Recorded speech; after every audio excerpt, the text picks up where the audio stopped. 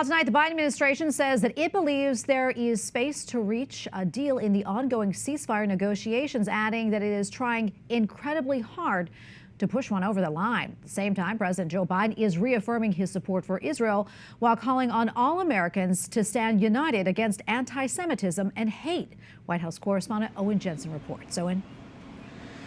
Tracy, earlier today, President Joe Biden traveled from the White House over to the U.S. Capitol to deliver a Days of Remembrance speech, remembering and honoring the millions of Jewish victims of the Holocaust many decades ago, as well as those murdered back in October, brutalized and taken hostage by Hamas.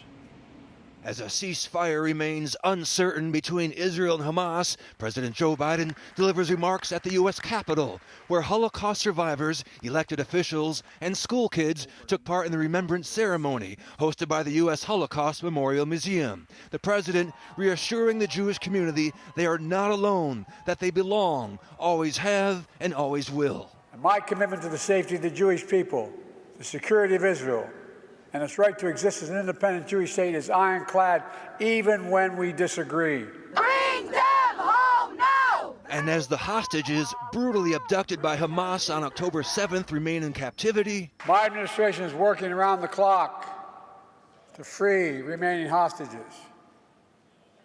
Just as we have freed hostages already, and will not rest until we bring them all home.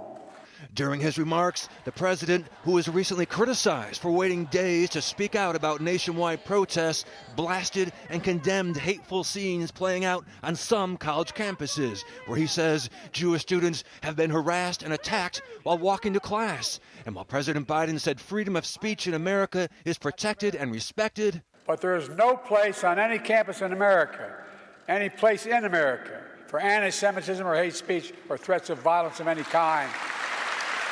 Before his speech at the Capitol, the Biden administration announced several new actions to counter the abhorrent rise of anti-Semitism in the United States, including writing a letter to every school district and college in the country, providing examples of anti-Semitic discrimination, as well as other forms of hate that could lead to investigations, with the goal being to ensure that colleges and universities do a better job of protecting both Jewish students and all of their students.